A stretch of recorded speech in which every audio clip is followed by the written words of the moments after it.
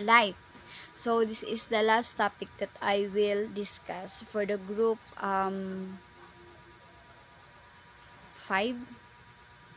light.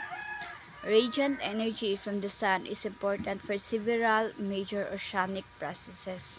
Climate, winds, and major ocean currents are ultimately dependent on solar radiation reaching the earth and heating different areas to different degrees. Sunlight warms the surface water where much oceanic life lives. Solar radiation provides light for photosynthesis, of course, which support the entire ocean system. The electromagnetic spectrum represents the energy reaching Earth from the sun, which varies in frequency and wavelength.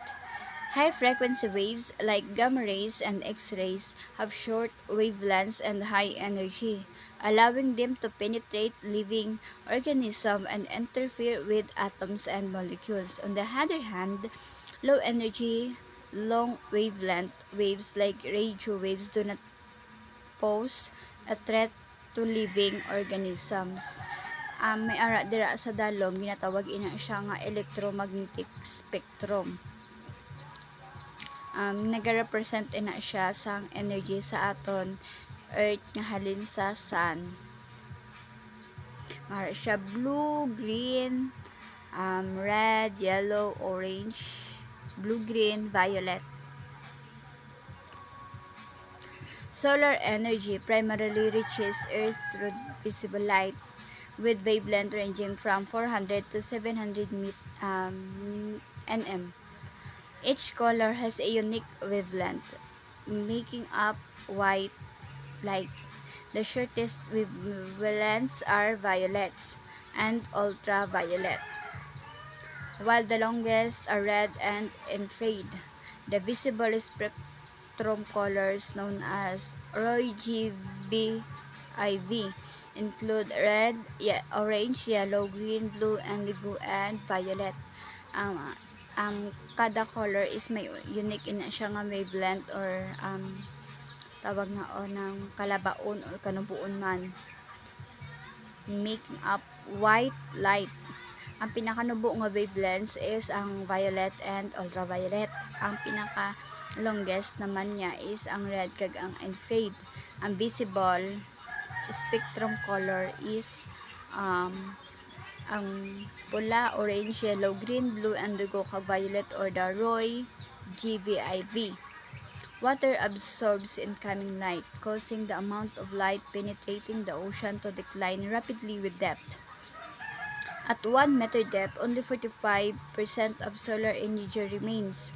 At 10 meters depth, 60%, and 1% at 100 meters, and no light penetrates beyond 1,000 meters. Siyempre, as from the surface to the deepest portion of the ocean, siyempre, once nga nagadalom ang sanag or the light from the sun is hindi na siya makalabot sa pinaka dalom nga portion sang ocean. Dere gin sila nga ang sa 1 meter depth or kada lumon may ara siya nga 45% of the solar energy remains, meaning may 45% of light penetration pa siya. Pero sa 10 meters depth may ara na lang siya nga 16%. Kag sa 100 meters is may ara siya nga 1% na lang ang iya nga ma-penetrate. Kag beyond the 1,000 is wala na gid siya light nga masakop sa dira nga portion. Ocean absorbs light at different rates, with wavelengths at the extreme ends of the visible spectrum attenuating faster than those in the middle. Longer wavelengths are absorbed first, with red being absorbed in the upper 10 meters, orange by 40 meters, and yellow disappearing before 100 meters. Shorter wavelengths penetrate further. ang ocean absorbs light at different rates. Kumbaga may percent may ara sa ang wavelengths sa extreme ends are the visible spectrum attenuating faster than those in the middle. Ang longer wavelengths is amo na siya ang gina-absorb una. Ang red is being absorbed in the upper 10 meters. Kumbaga wala, hindi mo na siya makita. Visible ay invisible na siya. Ang orange is 40 meters. Hag ang yellow is madisappear or dula na sa before pa mag 100 meters. Hag ang shorter wavelengths is dasig sa mapenetrate. Underwater, everything appears blue due to the wavelengths of light received by our eyes. Red objects appear red because they absorb all other colors, while blue is the only color available at depth, reflecting back to our eyes. This results in a blue tinge underwater. Siyempre, sa discuss manligad nga ang pula isa mo na siya ang una nga gakadula sa tubig. Ang blue is amo na siya ang may pinakalaba nga wavelength or amo na siya ang gaka-absorb nga color sa tubig. Pero ang pula is hindi mo na siya makita kasi syempre siya ang pinakamadasig nga madula sa tubig nga color. Ang red objects and deep is hindi na siya ga-appear because there is no red light available to reflect off. Kumbaga hindi na available ang pula sa dalom, pero ang blue is available siya because siya ang pinaka laba nga wavelength kag amo na ang gaka-receive sa aton nga mata. Objects in water only appear as their real colors near the surface where all wavelengths of light are still available, or if other wavelengths are provided artificially, such as by illuminating with a live light. Water in the open ocean appears clear and blue due to its lower particulate matter and deeper light penetration. Blue light is absorbed by water molecules, making it appear blue. So, ang water sa open ocean is makita ta as clear kag blue tungod sa lower particulate matter kag deeper light penetration. Ang blue light is gina-absorb sa water molecules, making it appear blue. Ginahimo ya ini nga magiging blue sa aton panulukan. Coastal water on the other hand appears greenish due to the presence of more suspended salt, algae, and microscopic organism.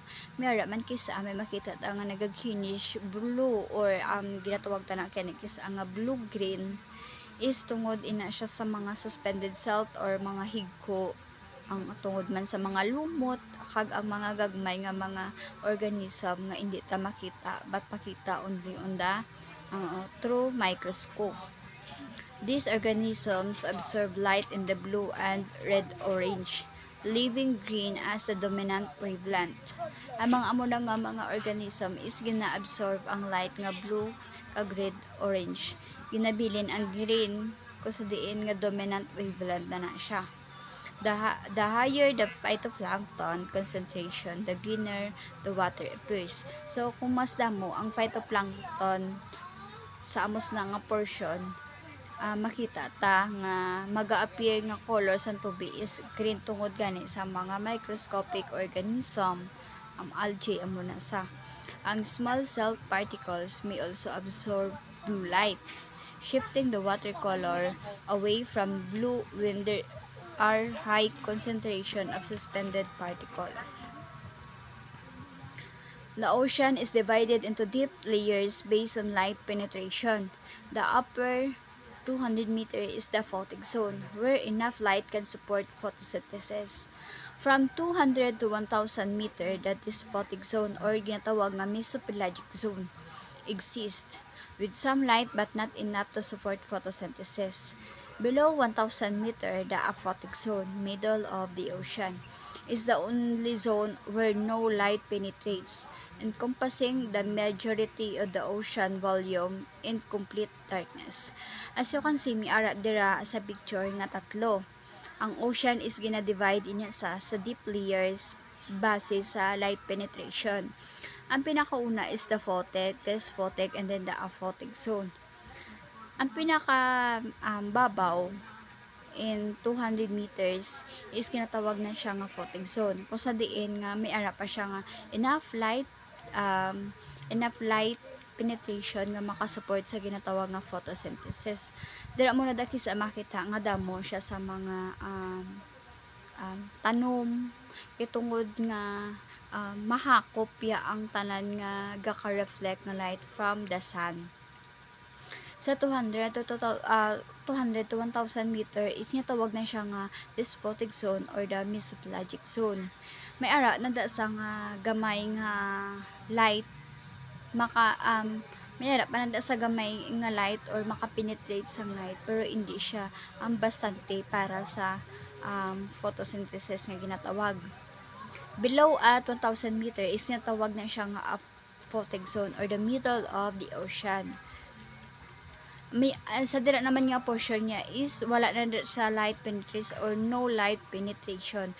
Kumbaga makita mo na dira ang part is complete darkness na gid siya ng dulom na wala ka na makita nga kasanag sa amo sina nga portion tungod kay hindi na makalabot ang sun nga halin sa babaw pa kadto dira kay hasta lang gid siya sa 200 to 1,000 meter ang light penetration. Bale sa 1,000 meter wala na ginada saya sang light nga matabo or malusot nga kasana halin sa babaw. And that's all for today. Thank you.